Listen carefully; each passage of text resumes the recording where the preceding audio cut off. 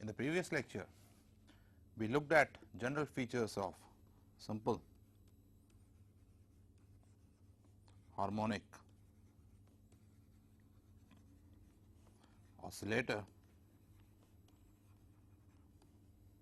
and I told you that a prototype system for this is a spring mass system. So, we keep doing things with this.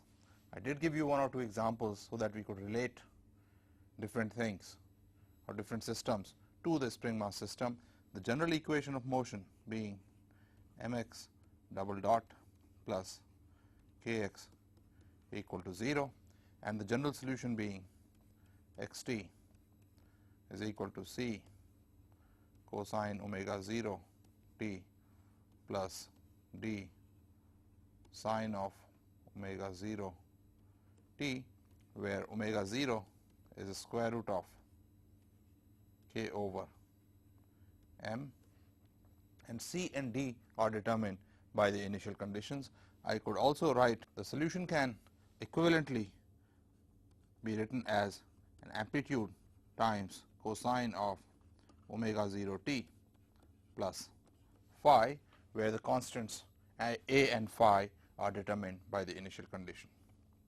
We also looked at how when I plot x t versus t, it looks like this. That means the motion is back and forth, x goes up to a maximum value, comes down. This maximum value is nothing but the amplitude, and we also saw how to represent this geometrically using a phasor diagram, where we represented the motion as the x component of a vector rotating counterclockwise. Finally, we also saw how the energy of the system is 1/2 k a square, which is really the sum of the kinetic and the potential energy of the system. In this lecture, little complication to the system, and we are going to introduce friction and damping. I am writing these two terms separately because they are going to mean slightly different things. So, let us see what happens when I take the system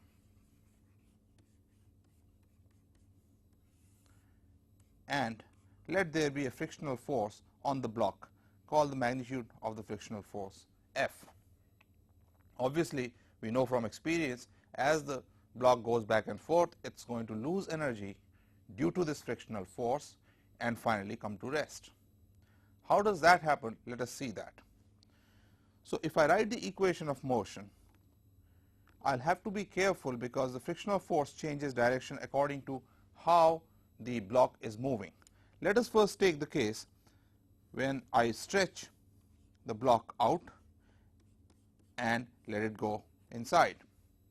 I will now focus on the motion as long as it keeps moving this way and comes to a stop after compressing the spring by this amount.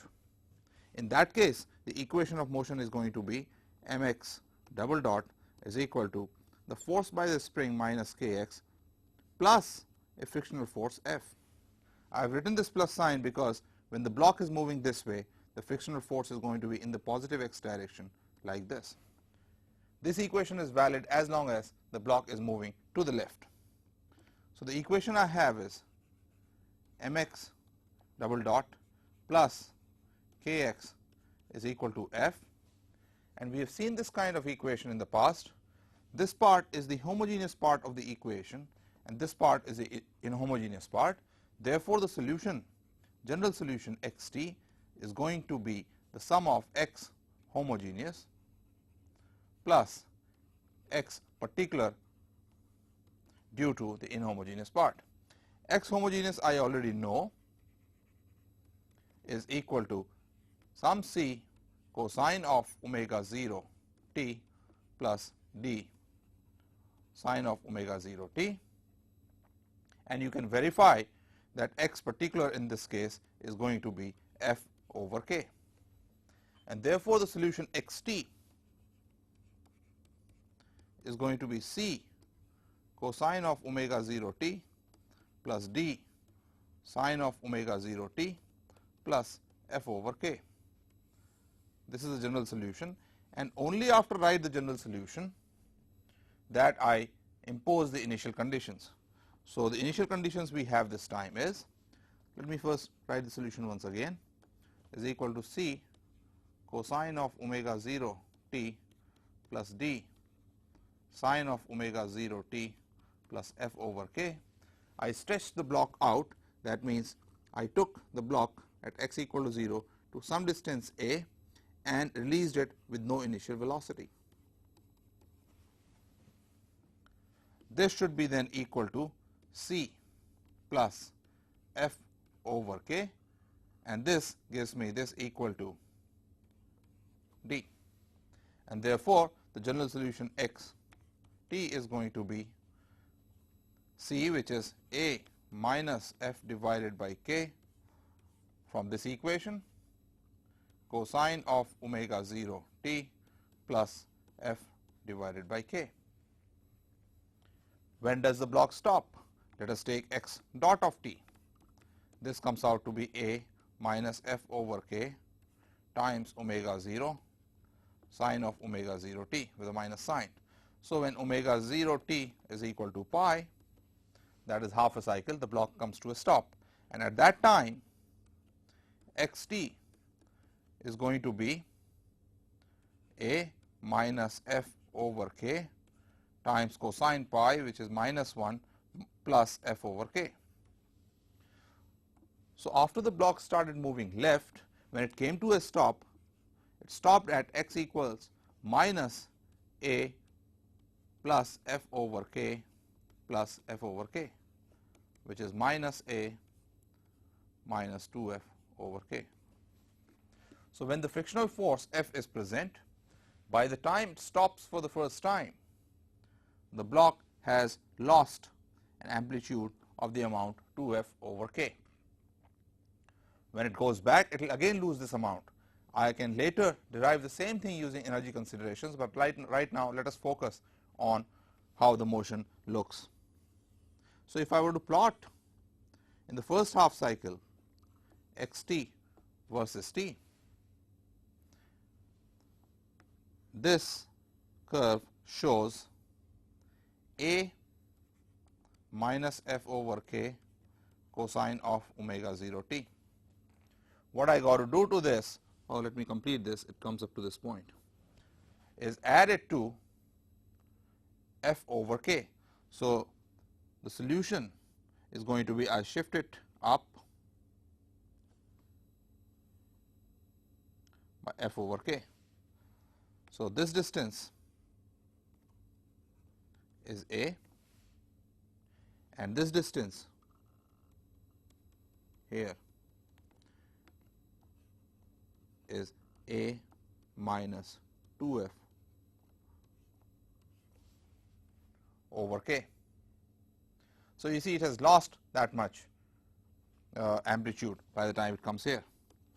After it reaches this point here, it starts its journey back towards right again, and let us see what the equation in that case looks like. Equation in that case is going to be mx double dot is equal to minus kx minus f because now the frictional force is going to work towards the left, and therefore, I can write the homogeneous part like this is going to be equal to minus f. I will leave the solution for you to work out with the initial condition that the distance to the left is now a minus 2f over k. You will find that while moving to the right, x t is described as minus a minus 3f over k cosine of omega 0 t minus f over k. Again it comes to a stop after time omega 0 t equals pi. Therefore, x after time such that omega 0 t is equal to 2 pi total after it started the journey right in the beginning is going to be minus a minus 3 f over k times cosine pi, that will make it plus minus f over k, which is equal to a minus 4 f over k. So, during the entire cycle that the particle came this way and went back, it has lost the amplitude of 4 f over k. How does the solution look? I already showed you that when I plot x t versus t, it started from a distance a and came up to a minus 2 f over k. Then again it loses 2 f over k. So, when it goes back, it is going to go down, and then its journey starts all over again, going to lose 4 f over k again over the entire circle, and therefore, the motion dies down like this. How many cycles does it complete? Let us see that. So, in each entire cycle, it is losing 4 f over k amplitude. So, this is the distance it is losing every time. Let us say it completes n cycles. So, it would have lost from the initial amplitude a n times 4 f over k distance, and it finally comes to a stop. Where does it come to a stop? At a distance f over k, because their friction and spring force, they balance each other, and this gives you n is equal to a minus f over k times k over 4 f. That is the number of cycles that the particle would perform before it comes to a stop. As I said earlier, the same thing can be derived using energy methods, and let us see how.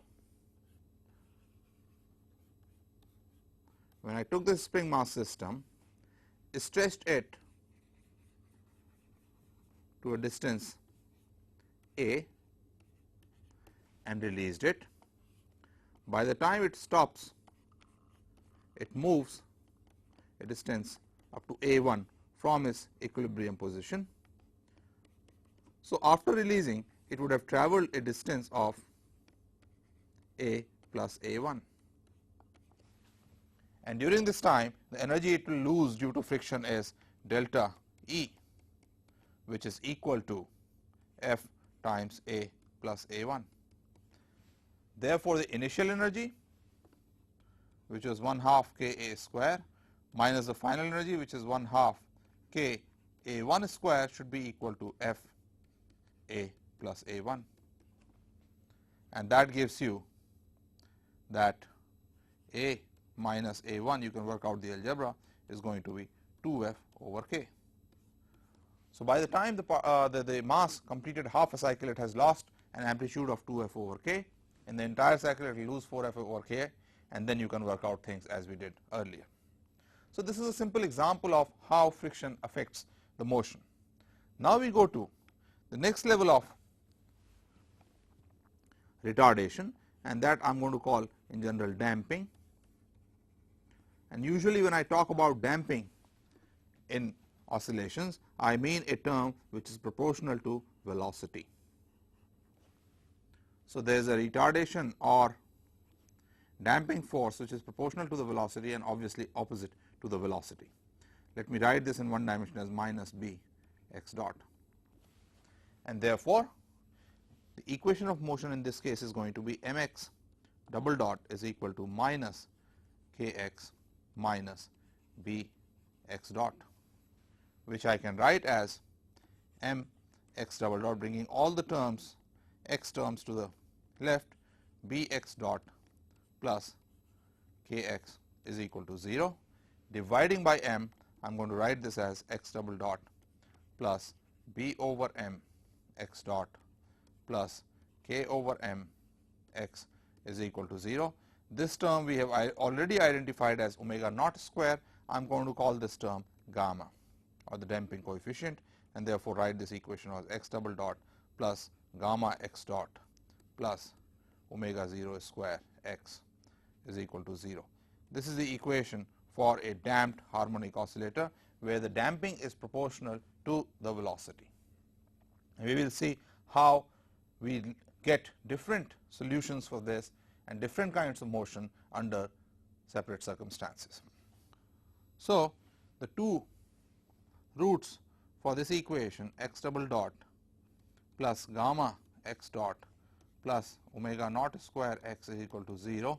When I assume a solution of the form e raised to lambda t, lambda that I get is minus gamma plus or minus the square root of gamma square minus 4 omega 0 square over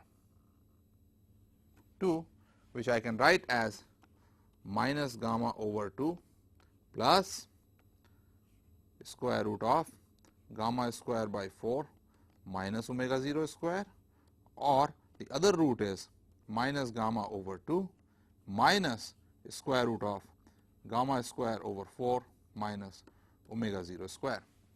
Depending on the relationship between gamma and omega, the motion is going to be different. For example, if gamma square by 4 is greater than omega 0 square, in that case I am going to have no imaginary part in the roots, and therefore solution is not going to be of the oscillatory nature. On the other hand, if gamma square over 4 is less than omega 0 square, I am going to have an I imaginary part in the roots, and that is going to lead to oscillatory motion, as we saw in the undamped harmonic oscillator case. So, let us examine these cases one by one.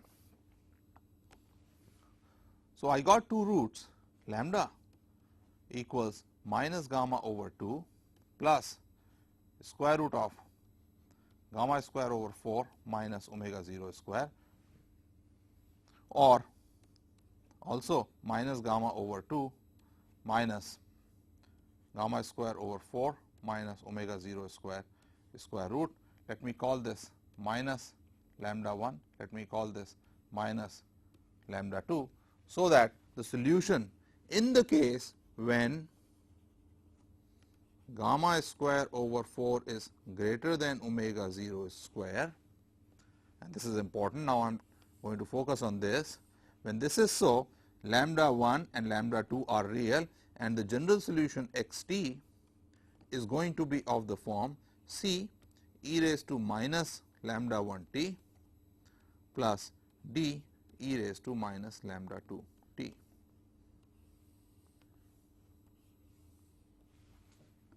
When gamma square over 4 is greater than omega 0 square, this case is known as the heavy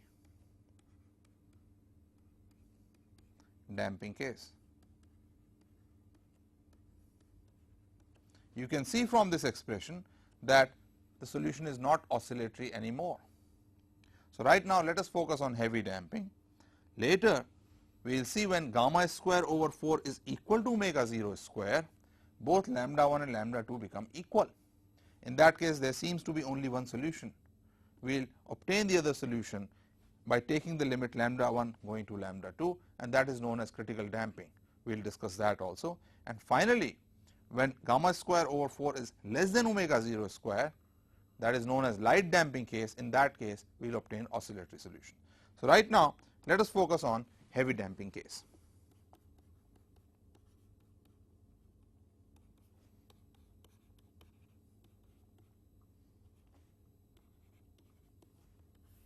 In that case, the solution x t is of the form c e raised to minus lambda 1 t plus d e raised to minus lambda 2 t, where lambda 1, if you recall, is gamma over 2 minus square root of gamma square over 4 minus omega 0 square, and lambda 2 is gamma over 2 plus square root of gamma square over 4 plus omega 0 square, and this is the way it is defined is greater than lambda 1. I will study 3 cases in this case and see how the motion looks like. So, let me take case 1, where I take this spring mass system, stretch it and leave it, and let us see how the motion looks like in that case.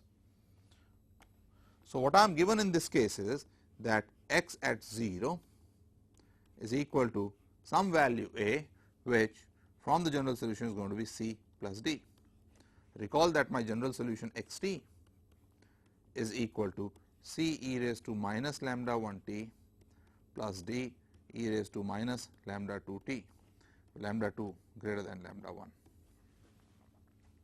And since x dot at 0 time t equal to 0 is 0, this tells me that minus lambda 1 c minus lambda 2 d is going to be equal to 0. These are two equations that give me the coefficients c and d. From equation 2, I have d is equal to minus lambda 1 over lambda 2 c. Substituting this in equation 1, I get c minus lambda 1 over lambda 2, c is equal to a, or c equals lambda 2 a over lambda 2 minus lambda 1, and therefore, d equals minus lambda 1 a over lambda 2 minus lambda 1. I have obtained both the coefficient in the case when I pulled the mass out and let go, and therefore, the general solution in this case is going to be of the form c was lambda 2 over lambda 2 minus lambda 1 e raised to minus lambda 1 t minus lambda 1 e raised to minus lambda 2 t over lambda 2 minus lambda 1 times a. You can substitute c and d and see this is the solution, which is equal to a over lambda 2 minus lambda 1, lambda 2 e raised to minus lambda 1 t minus lambda 1 e raised to minus lambda 2 t. And keep in mind that lambda 2 is greater than lambda 1. This motion, if plotted, x t versus t, is going to look like I start with value a at time t equal to 0, and then it slowly decays.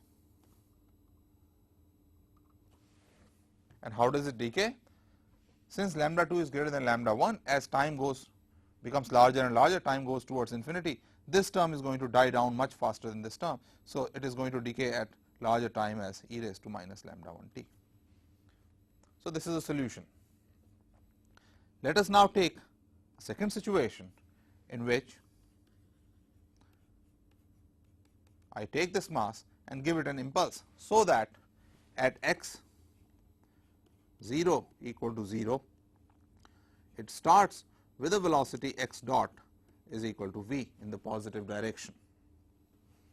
Again, looking at the general solution, x t equals c. So, this is my situation b, e raised to minus lambda 1 t plus d e raised to minus lambda 2 t.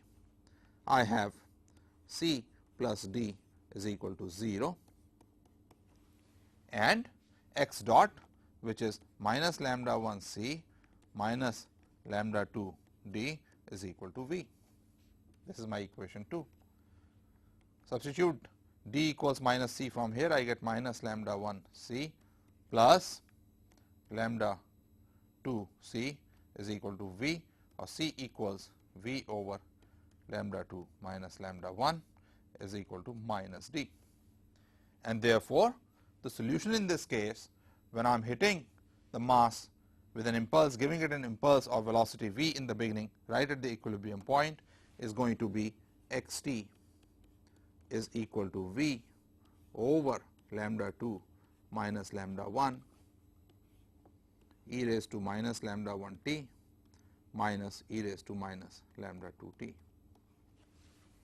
By plotting it, you can see that the solution is going to look like, initially the particle goes out and then it decays. Its distance sort of decays exponentially. Again, far away, since lambda 2 is greater than lambda 1, it decays as e raised to minus lambda 1 t. This is the second situation. Now, let us take the most general situation in which I take the mass, stretch it out, and also initially give it a velocity going in v. Why I am doing that is, I want you to note that in the previous two situations the solutions were looking like this. So that the particle really never crossed the equilibrium point once it was released. In the first situation it just slowly went towards the equilibrium point. In the second case it went out and slowly started coming towards the equilibrium point. I want to see whether I can really cross the equilibrium point. So I am taking it out and pushing it in. Again the general solution x t is c cosine of omega 0 t plus d, in this case the solution, I went back to undamped oscillator x t. Heavily damped oscillator, the solution is x t equals c e raised to minus lambda 1 t plus d e raised to minus lambda 2 t. And what I am doing is, at time t equal to 0, I am displacing it out and also giving it a velocity minus v. And let us see what happens. X t is equal to c e raised to minus lambda 1 t plus d e raised to minus lambda 2 t, and therefore, I am going to have a is equal to c plus d. Similarly, x dot t is equal to minus lambda 1 c e raised to minus lambda 1 t minus lambda 2 d e raised to minus lambda 2 t, and when I take x dot 0 to be minus v, I get minus lambda 1 c minus lambda 2 d is equal to minus v. I have two equations and two unknowns. I can solve them. I leave it for you to work out, and you will see that the general solution in this case comes out to be minus v over lambda 2 minus lambda 1 e raised to minus lambda 1 t minus e raised to minus lambda 2 t plus a over lambda 2 minus lambda 1 times lambda 2 e raised to minus lambda 1 t minus lambda 1 e raised to minus lambda 2 t. Let me write the solution neatly on the next page. X t in this case, when I have taken the block out and then pushed it in with a velocity, comes out to be minus v, minus because I am pushing it in, divided by lambda 2 minus lambda 1 e raised to minus lambda 1 t minus e raised to minus lambda 2 t plus a over lambda 2 minus lambda 1 lambda 2 e raised to minus lambda 1 t minus lambda 1 e raised to minus lambda 2 t. And when I plot the solution, in general it is going to look like this. It starts with a value a, goes down, goes towards the negative side, and then after that decays, solution decays like this. So, this is one case where the mass does cross the equilibrium point, but once it reaches the left hand side maximum stretch, it again the solution decays exponentially. So, we conclude that in heavy damping case, the particle can cross the equilibrium point at most once, and then far away the solution decays as e raised to minus lambda 1 t. So, when time becomes large, slowly the particle comes towards the equilibrium point. This is the case of heavy damping. Let us summarize this. In the case when I stretched it and let go, the solution looked like something like this. X t slowly decayed towards 0, that means the mass slowly came towards the equilibrium point. The second case, when I took the mass and gave it an impulse, the mass went out and then again slowly it started approaching the equilibrium point, and the third case where I stretched it and then gave it a velocity also. In that case, in general, the mass crossed the equilibrium point and then finally slowly approached towards the equilibrium point. These are the cases where lambda 1 was not equal to lambda 2 and what we called heavy damping. Let us now take the case when lambda 1 is equal to lambda 2. This is known as the case of critical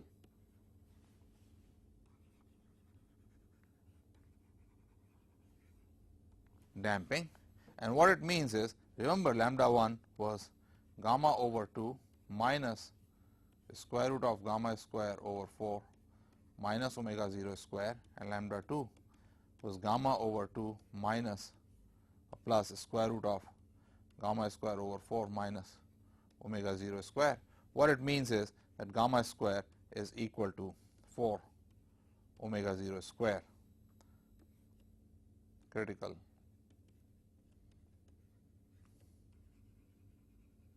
damping. Why I am emphasizing critical damping separately from heavy damping is because its motion is qualitatively different from that of heavy damping, and that is useful sometimes when I want to stop something from within a minimum distance when it is given an impulse. So, we will see that. Since there is only one lambda, I find that the solution x t is of the form e raised to minus lambda 1 t. However, mathematically I know that for a second order differential equation there should be one more solution. By standard techniques, one finds this solution to be e t times e raised to minus lambda 1 t. However, I am not going to take this approach. What I am going to do is, let us take limit lambda 1 going to lambda 2 in all the three cases that we studied in the heavy damping, and then see what the solution looks like. Recall, when I had taken a mass, stretched it out and released it, solution in that case for heavy damping case was x t equal to a over lambda 2 minus lambda 1, lambda 2 e raised to minus lambda 1 t minus lambda 1 e raised to minus lambda 1 t. Now, I am going to lambda 2 t. Now, I am going to let lambda 2 go to lambda 1 and find the limit of that solution. Notice that I cannot put lambda 2 equals lambda 1 directly, because I am dividing by lambda 2 minus lambda 1, and therefore, I have to take appropriate limit. So, let us see what happens in this case. I have x t equals a divided by lambda 2 minus lambda 1, lambda 2 e raised to minus lambda 1 t minus lambda 1 e raised to minus lambda 2 t. Let me take e raised to lambda 1 out, write this as a e raised to minus lambda 1 t divided by lambda 2 minus lambda 1. Inside I have, let me write lambda 2 as lambda 1 plus lambda 2 minus lambda 1. I am writing it in this form because I am dividing by lambda 2 minus lambda 1 e raised to minus lambda 2 minus lambda 1 t.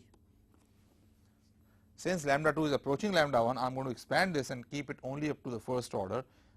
The solution comes out to be a e raised to minus lambda 1 t 1 plus lambda 1 t.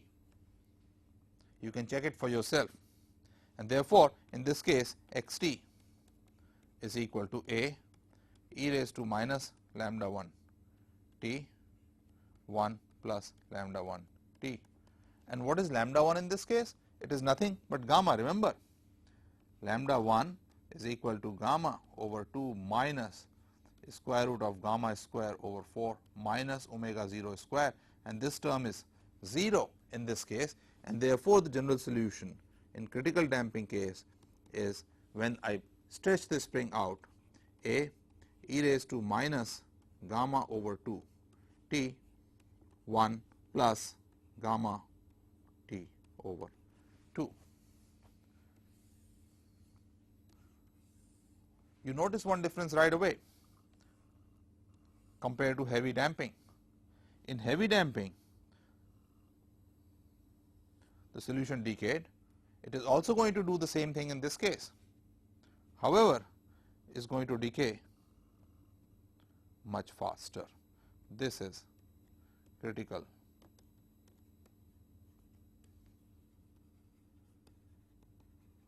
damping and this is heavy damping. Why does this happen? Recall that in heavy damping lambda 1 is equal to gamma over 2 minus square root of a positive number,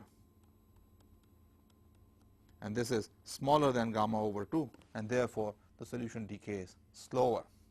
So, compared to what you would have thought intuitively that in heavy damping the motion will get damped very fast, what happens is quite the opposite. It is in the critical damping that the motion gets damped very fast. So, we have given you the solution for critical damping case when I stretch the spring out or the mass out and let it go. Let us examine the other case, case B, in which case I take this mass and give it an impulse in this direction. Recall that in heavy damping the solution was x t is equal to V over lambda 2 minus lambda 1 times e raised to minus lambda 1 t minus e raised to minus lambda 2 t. Again I am going to take the limit lambda 2 going to lambda 1. So, I will have to expand this. So, write x t as V e raised to minus lambda 1 t over lambda 2 minus lambda 1 minus e raised to minus lambda 2 minus lambda 1 t, and I find that the solution in this case is V t e raised to minus lambda 1 t. Lambda 1 in critical damping case is gamma by 2. So, this is V t e raised to minus gamma over 2 t. How does this solution look? X t equals V t e raised to minus gamma over 2 t. When plotted against t, x t is going to increase initially as V t and then decay towards the equilibrium, again with the coefficient exponentially decaying as e raised to minus gamma over 2 t. In this case again the decay is faster than the heavy damping case. The third case I will leave for you to work out. I came up to this point because now I want to show you the qualitative difference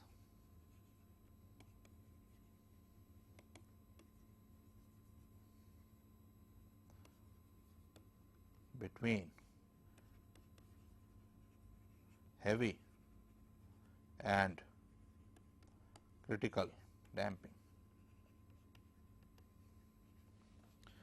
To look at the qualitative difference between critically damped motion and heavily damped motion, let us take the case when a block is given an impulse so that it starts with a velocity v from its equilibrium point.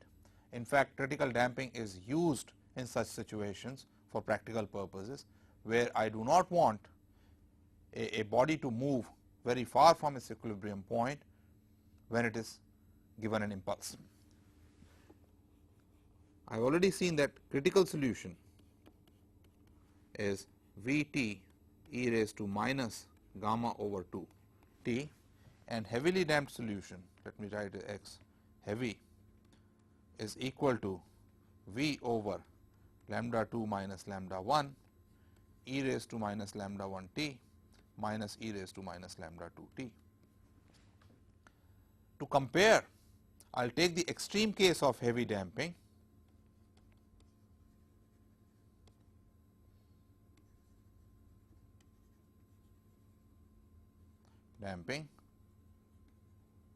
where gamma square is much larger than 4 omega 0 square.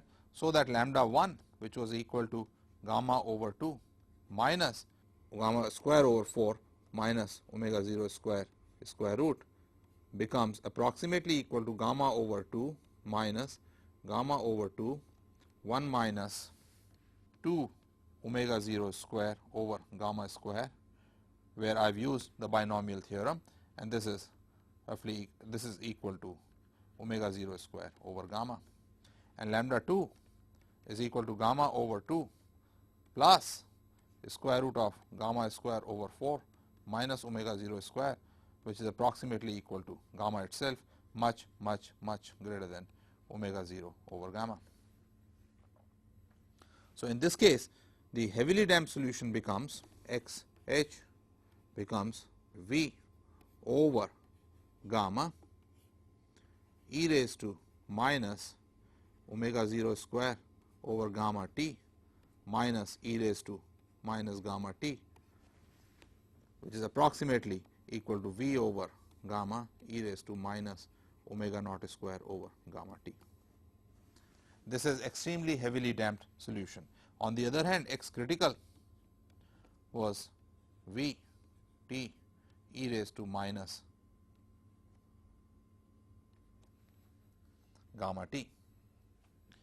There is a qualitative difference, as I already pointed out. If I were to plot x t versus t for the two cases, I will find that the heavily damped case, it starts roughly at v over gamma and decays very slowly as e raised to minus omega naught square over gamma t. Remember, omega naught square is much less than gamma square. So, this quantity is really very small and the solution decays very slowly. On the other hand, for the critically damped case, the solution would go up and then decays very fast as e raised to minus gamma t. How far does it go up? Is it above this x or so on? Let us check that. So, in the case of heavily damped v over gamma e raised to minus omega naught square over gamma t, x max is at t equal to 0, which is v over gamma. So, in the heavily damped case, right away it starts decaying from a very large value. X critical is equal to v t e raised to minus gamma over 2 t. Let me see if I had that factor of 2 earlier. I did not. It should be gamma over 2, gamma over 2. So, let us find what is the maximum value that is achieved, maximum value of x that is achieved in this case. So, let us take x dot, which is equal to v e raised to minus gamma over 2 t minus v t times gamma over 2 e raised to minus gamma over 2 t is equal to 0, and that gives me the value of t to be equal to 2 over gamma. And therefore, x max in the case of critically damped oscillator is going to be 2 v over gamma e raised to minus 1. E raised to minus 1 is roughly 0.37. So, this is roughly 0.74 v over gamma, which is less than x max heavy damping. So, in a critically damped case, when I give an impulse, the particle does not go out as far as it would go in the case of heavily damped oscillator. And through the comparison of these decay coefficients, I also know that in the critically damped case, the particle, the decay of the motion is much faster than heavily damped case. So, if I were to compare, again this would be heavily damped oscillator after it is given an impulse, and this would be critically damped oscillator after it is given an impulse. So, critically damped oscillators are used to damp out motion in a minimum distance when something receives an impulse, and that is the importance of critical damping. Having discussed the cases of heavy and critical damping, let us now consider light damping, and if you recall from the beginning of the lecture, this is the case when gamma square over 4 is less than omega 0 square.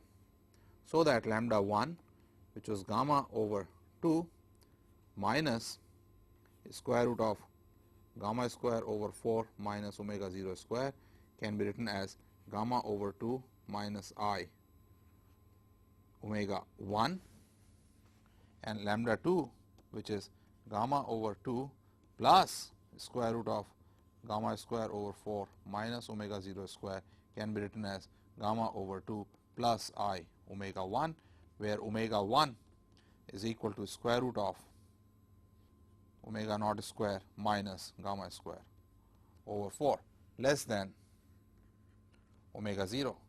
So, the general solution x t, which I have been writing as c e raised to minus lambda 1 t plus d e raised to minus lambda 2 t, is going to be, in this case, x t is equal to e raised to minus gamma over 2 t c e raised to I omega 1 t plus d e raised to minus I omega 1 t, which is equivalent to writing this as e raised to minus gamma over 2 t some amplitude cosine of omega 1 t plus a phase constant phi. This is the general solution in the case of a lightly damped oscillator. It is oscillating with the frequency omega 1, which is less than omega 0, which makes sense because it is being slowed down all the time.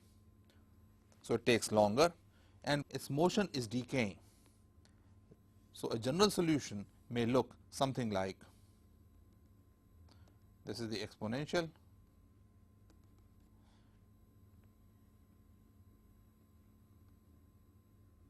like this. The distance keeps on decreasing with time. Let us analyze this more carefully. So, if I were to write x t is equal to a e raised to minus gamma over 2 t cosine of omega 1 t plus phi, and take the case of where I took this oscillator, stretched it out by a distance, let us say a, and then let go, how would the solution look? So, since x 0 is equal to a, this would be equal to, and let me use a different constant here, c. c e raised to minus gamma over 2 t is 1. So, c equals c cosine of phi, and x dot 0 is equal to minus gamma over 2 c cosine of phi minus c sine of phi, and this is equal to 0. This tells me that tangent of phi, or there should be an omega 1 here, tangent of phi would be equal to minus gamma over 2 omega 1. And from that I can also calculate what coefficient c should be, since a is equal to c cosine of phi, c is equal to a secant phi, which is a square root of 1 plus tangent square phi, which will be equal to a. I have already calculated the tangent, plus let us see what the value of tangent is. It was gamma over 2 omega 1 gamma square over 4 omega 1 square. So, the motion when I take the particle out and leave it is going to look like x t is equal to a, the distance up to which I pulled it out is a, gamma square over 4 omega 1 square e raised to minus gamma over 2 t cosine of omega 1 t plus phi, with tangent phi being minus gamma over 2 omega 1.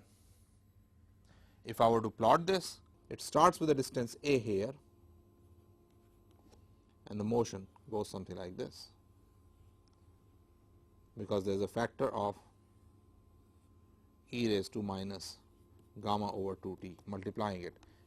So, this is how the motion looks like in lightly damped case. X t equals a square root of 1 plus gamma square over 4 omega 1 square cosine of omega 1 t plus phi, with phi being tangent phi being minus gamma over 4 omega 1. So, slowly the particle starts losing its amplitude. Most of the time when we talk about a lightly damped oscillator, it is the case where we do not want damping to be there. So, we want gamma to be much less than omega 0.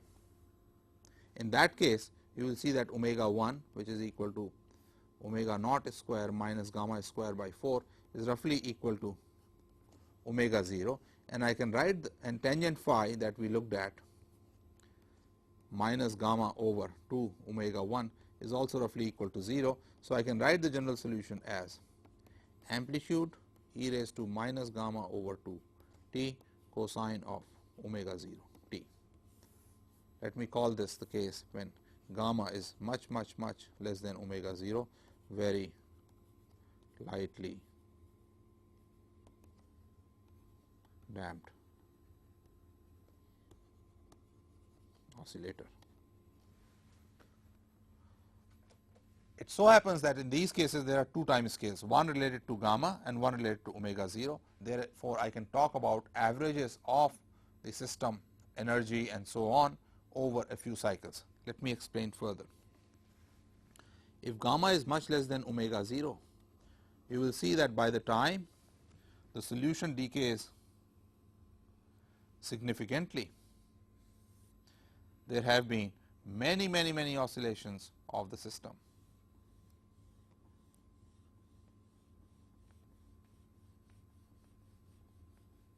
So, if I observe the system over a short period of time, that time which is much smaller than 1 over gamma, over that I will find that system moves roughly with the same amplitude, and t is much greater than 1 over omega 0. So, within this time there have been many oscillations, but at the same time it is much less than 1 over gamma. So, amplitude has not changed significantly. So, in that case, when I write the solution x t equals a e raised to minus gamma over 2 t cosine of omega 0 t, I can really think of this system having a time dependent amplitude a t and then oscillating with this time dependent amplitude as cosine omega 0 t. And then I can talk about averages over many cycles. Let me explain now. Let us talk about energy. Energy E is 1/2 mx dot square plus 1/2 k x square. In this case, I can roughly write this as 1/2 m d over dt of a e raised to minus gamma over 2 t cosine omega 0 t plus 1/2 k a e raised to minus gamma over 2 t cosine of omega 0 t square. And taking the approximation that gamma is much less than omega 0, you can write this energy as 1/2 k a t square, which is equal to 1/2 k a initial square times e raised to minus gamma t. So, the energy can be written in this form. Let us see how it decays. E t over t, you will see, is E 0 e raised to minus gamma t times minus gamma when I take the derivative. So, this is really as minus gamma E t. in writing this form of the energy, I have neglected gamma square in comparison with omega 0 square. This you should keep in mind. So, the energy really decays as dE dt equals minus gamma, the energy present at that time. Why am I able to talk about energy or amplitude at a given time is precisely what I told you earlier. Because gamma is much less than omega 0, there are two time scales, one related to 1 over gamma and one related to 1 over omega 0. So, within this time there are many oscillations. So, for a short period I can think of this as an oscillator moving with time dependent amplitude. Then I define something called the quality factor